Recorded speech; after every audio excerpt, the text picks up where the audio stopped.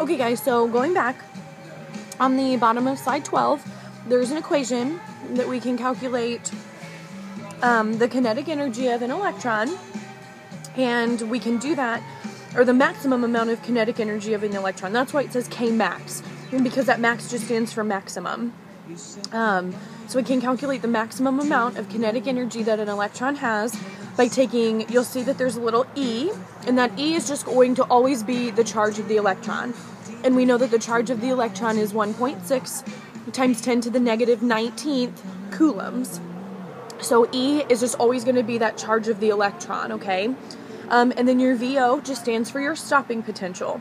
So when you do this, you're always given E. Now, they're not going to probably give you that in your problem. They're going to say that find the stopping potential of an electron if it has this amount of kinetic energy. And I know I have kinetic energy, so I know I have K.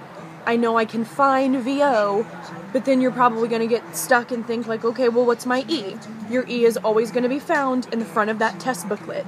So just remember that in this case, E stands for the charge of the electron, and that's 1.6 times 10 to the negative 19th, and it will always be that number, okay? Now let's go on. Now I'm on slide number 13.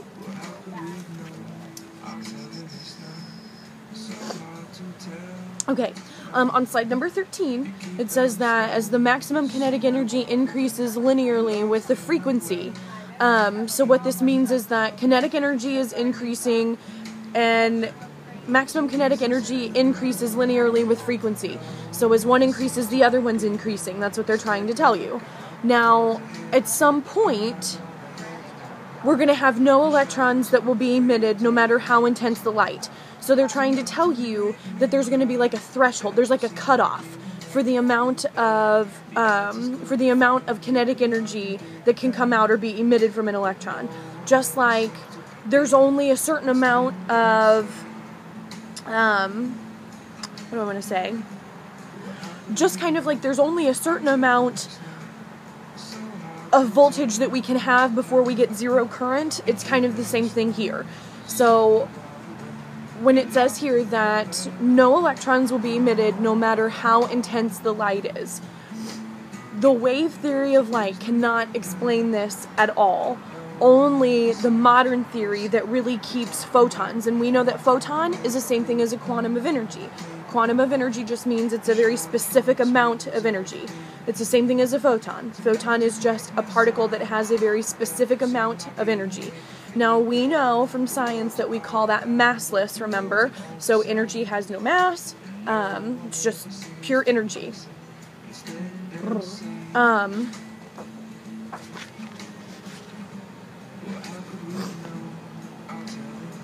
Give me just 1 second, guys.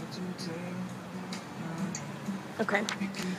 So just like there's kind of a cutoff for how much voltage we can have, there's also a cutoff for frequency. And we're going to get to a formula for the cutoff frequency in just a minute, okay? But first, on the next slide, on slide number 14, there's a table. It's table 27.1. And it says characteristics of the photoelectric effect. And it tells you like what some of these characteristics are, and then it says whether or not, if it's supported by the wave theory. So on this first one, it says that the photocurrent is proportional to the intensity of light. What that means is if I shine a brighter light on a material, then I'm going to get more current because I'm going to have more electrons that are coming off that material.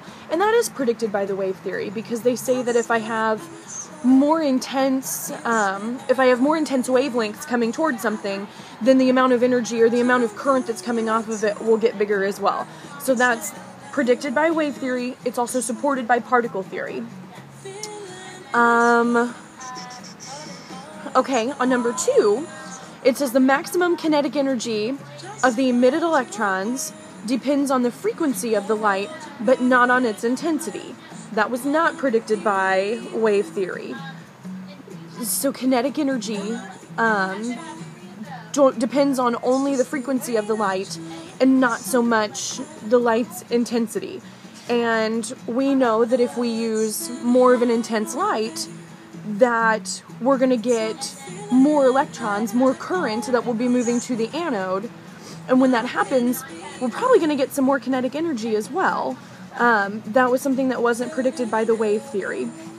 Now the other two things, 3 and 4, you're not going to be tested on so much, so I'm kind of going to disregard those. But if you want to look at them, go ahead. Let's move on to slide number 15. This says when electrons absorb a quantum of light, some of the energy will go into freeing the electron. So remember, guys, that these electrons are bound to these materials. So when light comes in and it hits this surface, the surface is going to absorb all of this light, okay? But those electrons that are in that surface, they have to be freed, and they're not just going to pop off really easily. So it's not like I have a light that hits and then the electron just flies away. It doesn't happen that way. It's going to take a little bit of time to get those electrons to be freed from that material or from that surface, okay? So when the electrons absorb a quantum of light energy, some of that energy is going to go into doing work. And then the remainder of that energy is going to go off into the electron's kinetic energy. Okay, so light's coming in, hits this surface, it gets absorbed. I have to do a little bit of work to try to free that electron, and then finally I do, and then the electron goes away. I hope you're liking my visuals here. This is my work. So the electron's trying to break free, it does, and then it's going to float away, with the remainder being just the kinetic energy. Okay, so let's look at this formula that's at the bottom of slide number 15. And this says HF. According to Einstein, we know H times F is always going to be equal to what? It's always going to be equal to energy. So you may as well rewrite this formula. So it says HF, but I can really just write it as E instead. So E equals my maximum kinetic energy plus this crazy little Greek symbol. I don't know if you can see this at all, guys. Okay, so instead of HF, we can have E, because HF is just the same thing as E. Okay, so HF, or E, the amount of energy, is going to be equal to the kinetic energy plus the amount of work that's being done. So that crazy little symbol is just work. If you want to rewrite that instead of using that symbol and you just want to use W, that is completely fine with me.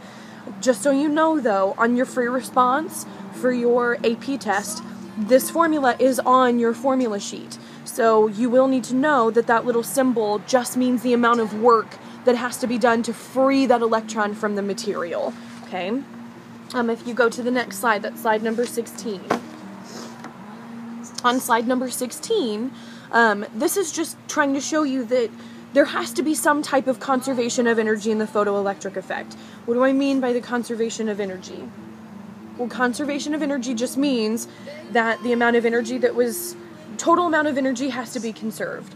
So the amount of energy that I started with in the system must be the amount of energy that I ended with in the system, okay? So, in this first one, it's just trying to show you that this material is going to absorb some amount of energy. When it does that, I'm going to have a little bit of work that has to be done to free that electron and then leave the material. And then the rest of that energy is going to go into kinetic energy. But it's still equivalent to the total amount of energy that was being applied to that electron. Okay, so the amount of work and the amount of kinetic energy is equal to the total amount of energy that's within being absorbed or being emitted from an electron. Okay. Now slide number 17 is doing a little bit of math. So I would like to try to do this. I'm going to be writing it out on my paper, but I want to try to get through this and go through it, so then that way we can do it together, okay? So let's look then. Slide number 17, it says that the work function of a particular metal is known to be 2 electron volts. And it says if the metal is illuminated with light of wavelength 550 nanometers, what will be, and then there's 3 things that we're going to have to solve for here. In A, it says what will be the maximum kinetic energy of the emitted electron. In B, it wants to know what's the speed. And then in C, we want to know what's the stopping potential. So they're asking me to solve for Kmax in A, they're asking me to solve for velocity in B, and they're asking me to solve for VO in C, okay? So, of course, let's just work with A first. So just want to work with A.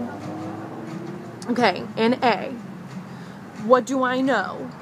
I know that I have 2 electron volts, and it says that the work function of a particular metal is known to be 2 electron volts. So this means that 2 electron volts is equal to the amount of work that's being done. There's a problem with this. That problem is, I need work to be in joules, because I like energy to be in joules. But they gave it to me in electron volts. A long time ago, there was a conversion factor between electron volts and joules. And I know that in 1 electron volt, there is 1.6 times 10 to the negative 19th joules. That's my conversion factor. Okay? 1 electron volt is equal to 1.6 times 10 to the negative 19th joules. So that's my conversion factor, okay? So let's go ahead and do this now. I want to convert that work, those 2 electron volts, into joules, okay? So let's do this. I have 2 electron volts. I'm going to convert this into joules. Whew. And then I have 1.6 times 10 to the negative 19th over 1 electron volt. Okay, so here's how we should have set this up. I have 2 electron volts. I need to cancel out those electron volts, so I have my electron volt up here. If I divide those, they're going to cancel each other out. So let me just cross those out right now. So that means my unit is left with joules. I know that in 1 electron volt, there's 1.6 times 10 to the negative 19th joules. So what's going to happen here? I take 2 times that number, and we're going to get 3.2 times 10 to the negative 19th joules. And that's going to be equal to the amount of work that I have. So 3.2 times 10 to the negative 19th joules, and that's just equal to the amount of work that I have, okay? So my work is 3.2 times 10 to the negative 19th joules. They're asking me what Kmax is. So I'm trying to find Kmax. I have work, and one of the equations that I have that incorporates work and kinetic energy is work plus kinetic energy equals that total amount of energy, okay? Now, I want this. I have this, that's this number up here, but I don't have this. I don't know this. They gave me another number though, so let's look at this. In my problem it tells me, if the metal is illuminated with light of wavelength 550 nanometers, what will be then that kinetic energy? I know that the wavelength, I know lambda equals 550 nanometers. I'm trying to find energy. According to what I've learned so far in this chapter, E is equal to H times F. E is equal to H, which is Planck's constant, times F. I know this is a light. I know the wavelength. I also probably know the speed of it since it's light, because I know that C is the speed of light, which is equal to 3 times 10 to the 8th meters per second. If I know the speed of light and I know wavelength, can I find frequency? Hopefully you would be screaming, yes you can. Guys, I think that this would be a very difficult leveled problem because they're trying to piece together tons of stuff here for you, okay? So, here's my thought process here. I know the wavelength. They gave me that. That's 550. I know my C, my speed of light, is equal to 3 times 10 to the 8th meters per second. I can find F. Do you remember the equation to find frequency if we use C, F, and lambda?